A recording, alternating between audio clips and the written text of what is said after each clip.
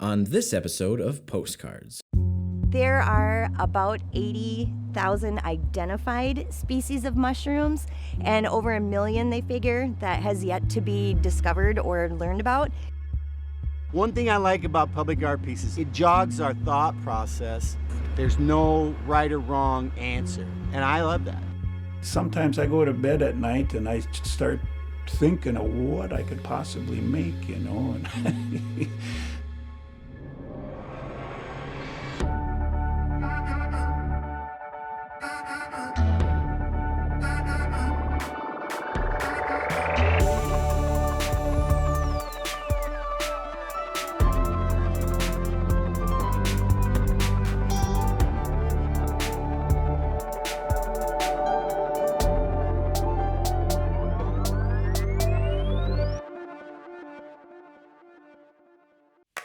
Postcards is made possible by the Minnesota Arts and Cultural Heritage Fund and the citizens of Minnesota. Additional support provided by Margaret A. Cargill Philanthropies, Mark and Margaret Yakel-Julien on behalf of Shalom Hill Farms, a retreat and conference center in a prairie setting near Windham, Minnesota. On the web at shalomhillfarm.org. Alexandria, Minnesota, a year-round destination with hundreds of lakes, trails, and attractions for memorable vacations and events. More information at explorealex.com.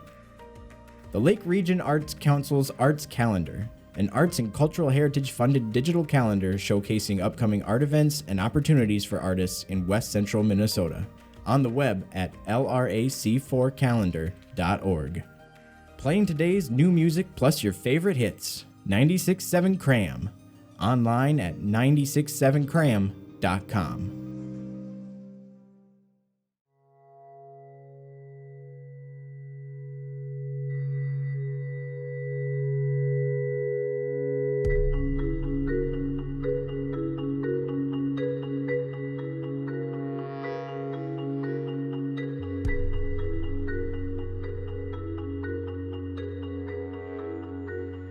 There are about 80,000 identified species of mushrooms and over 1 million, they figure, that has yet to be discovered or learned about. I know a lot of the edibles, I know a lot of the common mushrooms, but I'm diving in so deep now where they don't even have common names. And I'm realizing how much I don't know. So for me, if I can go out and find some edibles, that's awesome. If I can go out and find something really weird and strange like slime molds, which I'm super passionate about as well, I want to look at that and learn about it. Or if I can just find something completely new to me that I've never seen before. Oh, cup fungus. And a kind I have never in my life seen. This is freaking cool. I would call myself a mushroom enthusiast or mycophile.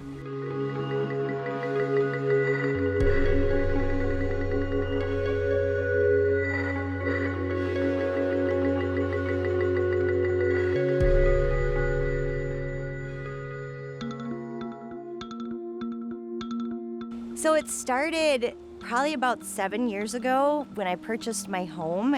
My backyard butts up to some native prairie land, and so I wanted to start getting to know these plants that were in my backyard. So I bought some ID books and just kind of really went to town with that and immersed myself in everything that was back there, which then led me off of the prairie and into the woods, seeking out different plants. And then I started noticing mushrooms, and I was just mesmerized by them and intrigued. And so I kind of did the same thing with them that I did with the plants. Over the years, I've just wanted to go deeper and deeper and deeper and kind of like really down at this kind of like microscopic little world that really does exist. So beyond the mushrooms even.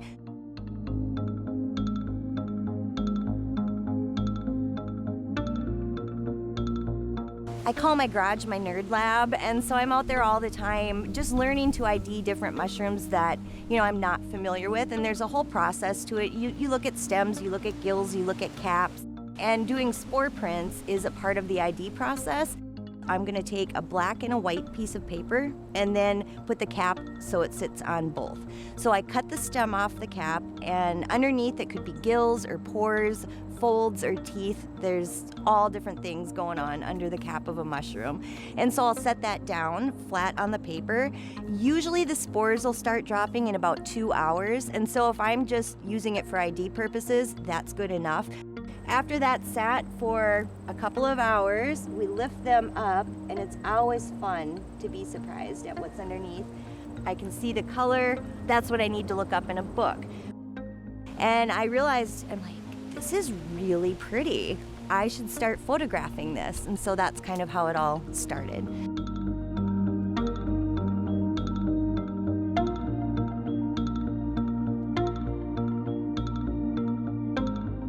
I don't think I create art. I think nature creates it, and I just photograph it and share the message of nature. I just see things in nature, and I want to share that with people.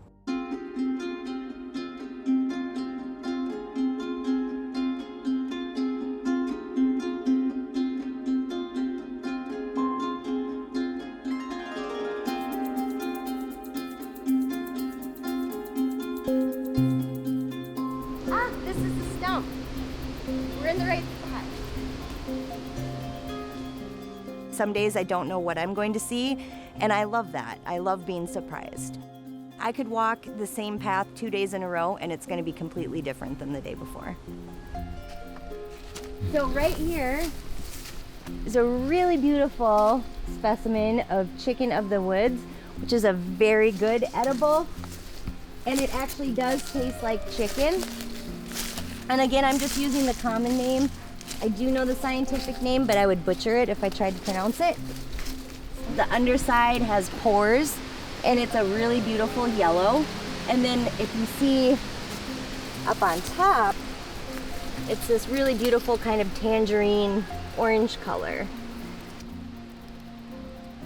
So this is a beautiful young specimen, and I'm just gonna slice it open, and you'll see why it gets its common name. Kind of looks like chicken a little bit texturally, and then especially when you do fry it up, you'll wonder if you're having a mushroom or chicken.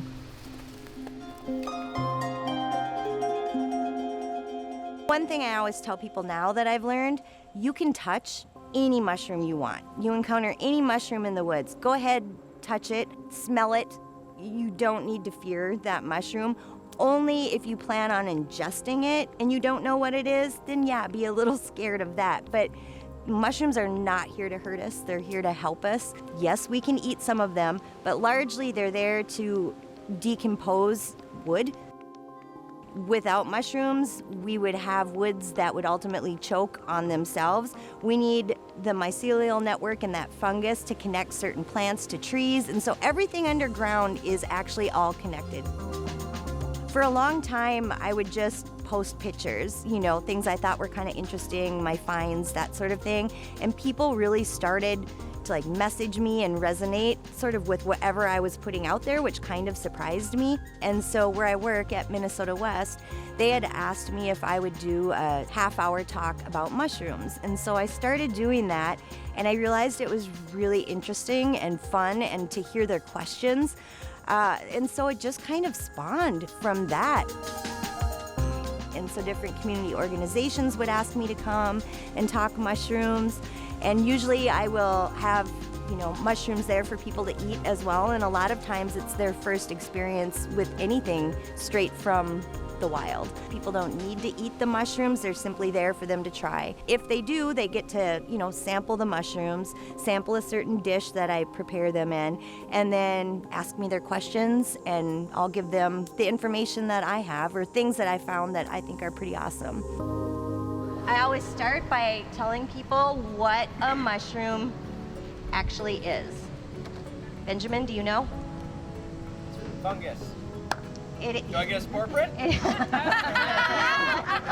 is a fungus, but it's actually considered the fruit of the fungus. So mushrooms aren't a fruit, but they are considered the fruiting body of the fungus. We've done some fun kind of more interactive workshops and pairing events like at Blue Nose Gopher Public House. So that's been fun. But yeah, I'm full up on workshops and speaking engagements about mushrooms, which I find kind of mind-blowing.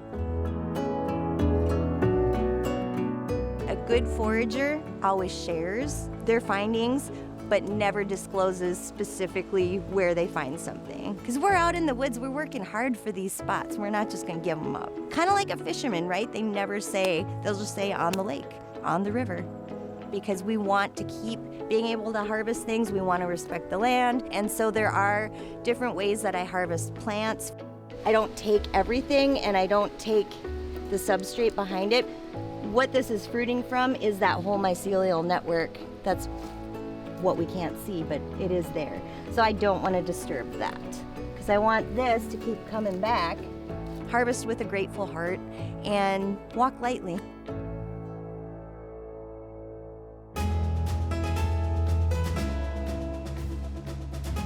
Seven years ago, when I picked up an ID book, I didn't realize that I was really starting any journey. When I started realizing how intricate and detailed and awesome nature is and how intelligent, I became hopelessly addicted. And seriously, every day in the past 7 years, there's not many days that go by that I'm not out in the woods. It was a time, now looking back on these 7 years, I really did go inward, and I think that just happened naturally. I emerged, I guess, 7 years later out of the woods, and I feel like I have a message to share, but also within myself, I feel this really great sense of peace. The woods have shown me a lot about myself.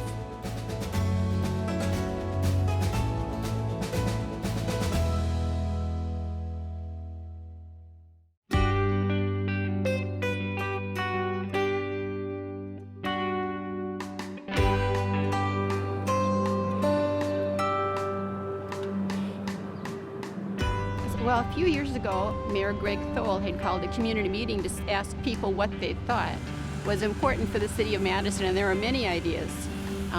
Child care and the school and senior center, but another one was making our city more beautiful. From that, some interested folks began to plan on how we could do that, and it was difficult because we had no experience in it. But through trial and error and failure and persistence, we were able to form a network of people that helped us guide the way. The legacy funds that are available and distributed from Southwestern Minnesota Arts Council was a tremendous help. And they helped us with the grant writing process also and told us what was important to include and helped guide us down that path.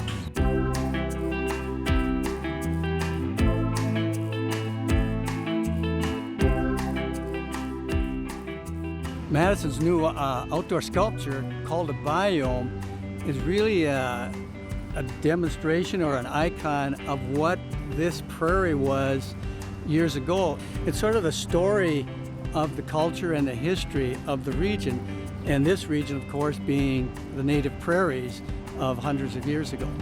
I've read stories, and I'm sure many people have, about the pioneers who came out here, and the growth of the prairies was many times over their heads. In fact, a lot of stories of youngsters being lost in this tall grass. And that's what this biome depicts so well, is the height of these plants and what it must have been like for these pioneers.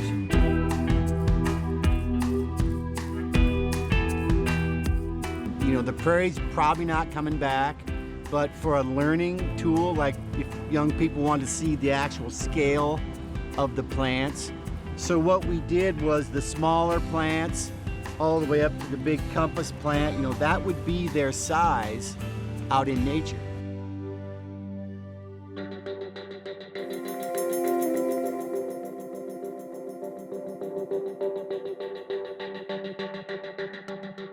Accessibility to me is really important. If any of you have a relative or a niece or a nephew or somebody that has any sort of disability, being able to, touch and feel and sit and climb, those are really huge.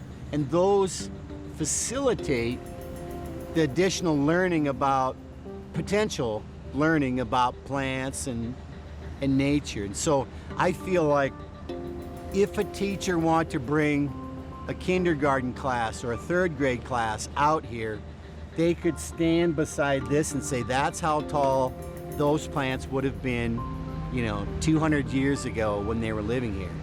And it will hopefully generate some kind of intrigue in the kid's mind, and then they would want to learn more.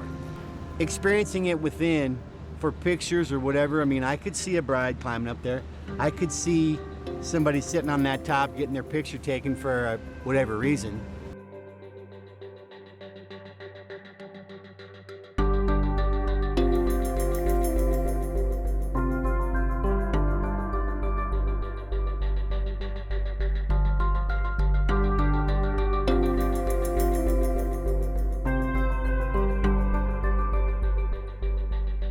Native indigenous materials are kind of that's big to me.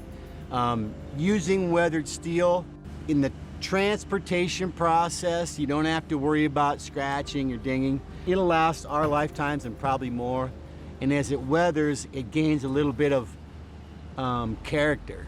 So that's what the method I use.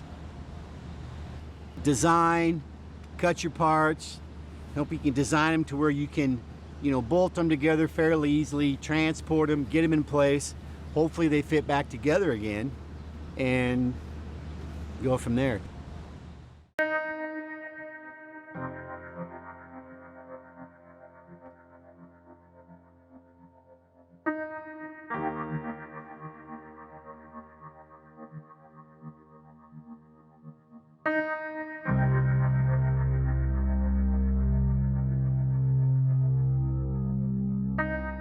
Half of our time on Earth is spent in the dark. The lighting gives it that second dimension that you're not going to pick up during the day. Like during the day, the form is kind of the strong design element. But at night or at dusk, when those lights come on, that illuminates the outlines of the plant forms. Simple LED lighting, behind is really inexpensive now. It's kind of, I want to say, available to the average, person like me. I don't have to be an expert electrician. There's a learning curve, yeah, but those lights will last for 30 to 40,000 hours.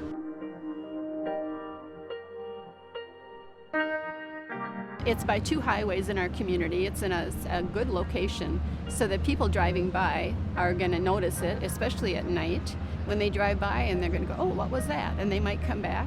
And we hope it brings people to town. We hope it helps our community grow with their appreciation for art. I've done public art pieces in big cities and small communities. And the neat thing about small communities is they have a vested interest and they care about what the end result is.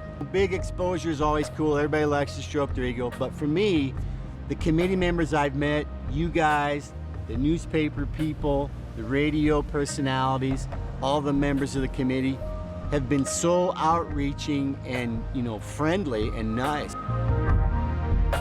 One thing I like about public art pieces, it helps us think in terms that we don't see every day. All of us go about our jobs, our role, our whatever we do every day kind of becomes mundane and we don't think about it. Public art allows us to be walking down a street or driving past, and for a split second or maybe 30 seconds or hopefully 10 minutes, we look at these pieces and think how it affects us. What do we think of it? We think, what did the designer, what was their idea? What do the rest of the people think about it? So it jogs our thought process. There's no right or wrong answer, and I love that.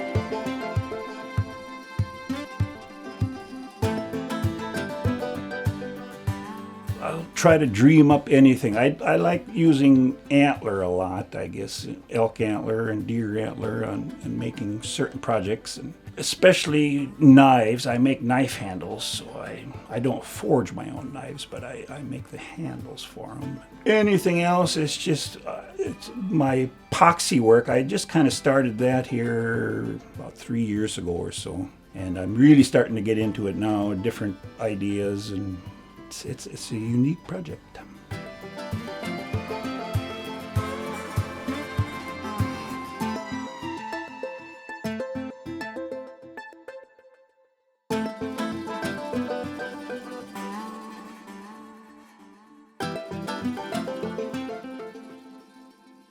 Okay, well, what I start with here is I use this colorant here, and you put in 2-part epoxy. And I got half of this prepped already, so you put in, I got marks on my cup there.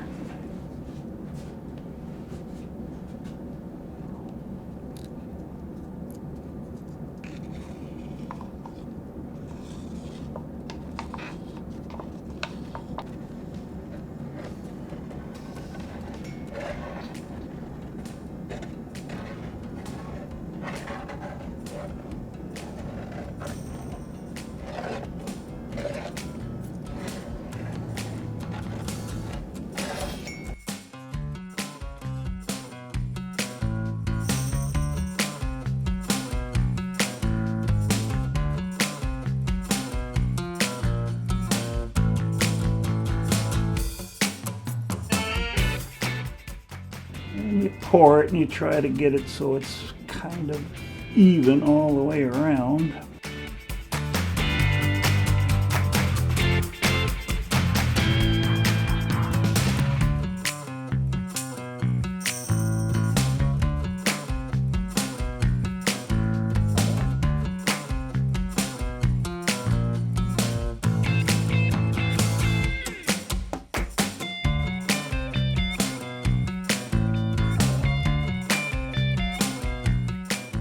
You never know what it's going to look like, you know. You keep coming back, you know, and looking at it, and it keeps changing.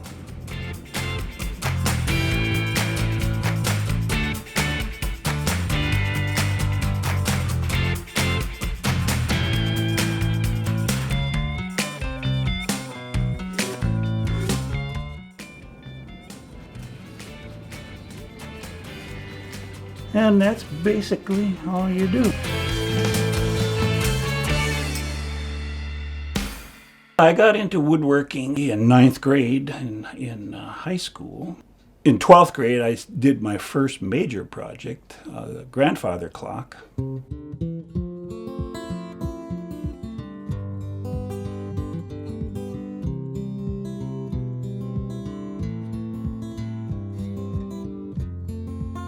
I guess as far as how many years I've been woodworking, I started when I was 16, and then now I'm 66, so that's 50 years, I guess.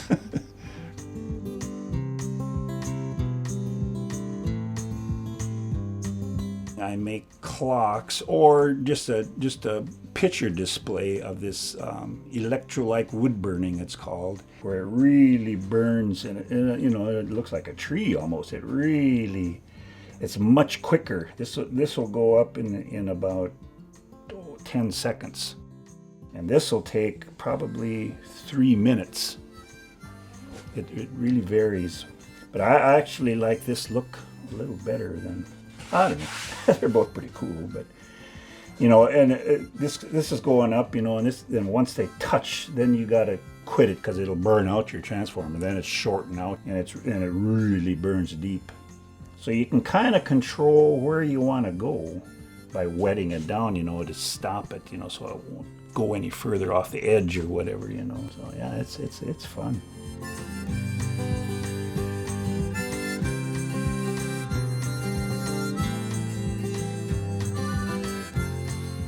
Any type of wood I'll use, but I use a lot of exotic woods. There's a friend of mine, he's a bowyer, he makes these longbows, And he'll save all his scraps, his cutouts from the bow and everything, and he'll save garbage cans of scraps for me, and then I take them scraps and use it for other projects. And it's a lot of different exotic woods that it's pretty cool to use.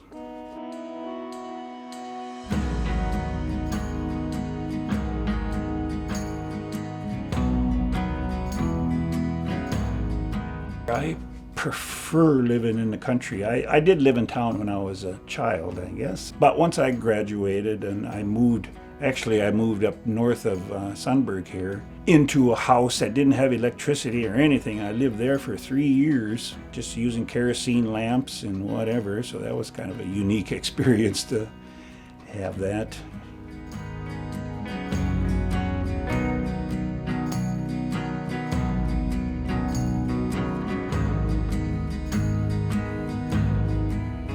As far as, hunting and being outdoors, I've been doing that ever since, I guess, a teenager.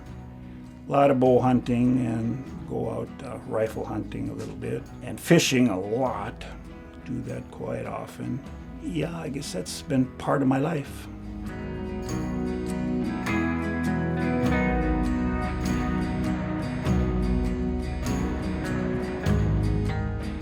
The boxes I make, usually make the box, dovetail it and make a fancy box, and then the lids I usually really incorporate the herringbone style top, different layers of woods, exotic woods and oak and walnut, different colors, so you can get a variety of the herringbone look.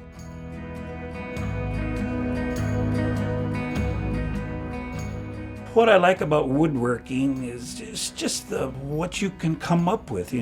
Sometimes I go to bed at night and I start thinking of what I could possibly make. And it's just the combination of the uniqueness of it and the different colors of wood and the grain and that type of thing. It's just a unique item to work with.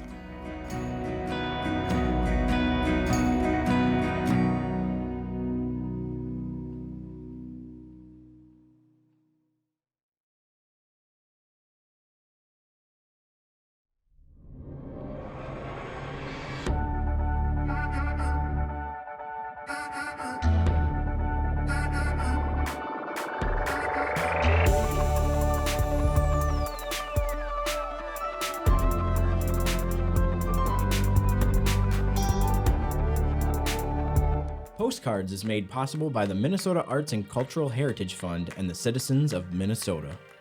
Additional support provided by Margaret A. Cargill Philanthropies, Mark and Margaret Yakel-Julien on behalf of Shalom Hill Farms, a retreat and conference center in a prairie setting near Windham, Minnesota. On the web at shalomhillfarm.org. Alexandria, Minnesota, a year-round destination with hundreds of lakes, trails, and attractions for memorable vacations and events. More information at explorealex.com.